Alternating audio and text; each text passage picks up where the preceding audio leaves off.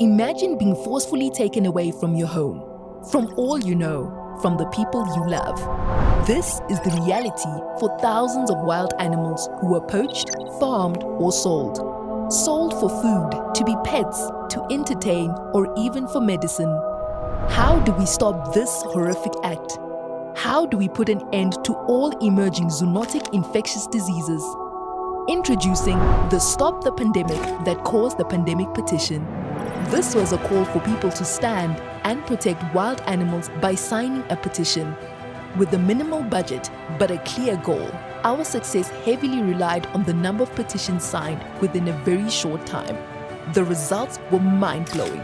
In under 1 month, more than 7,500 people had signed the petition.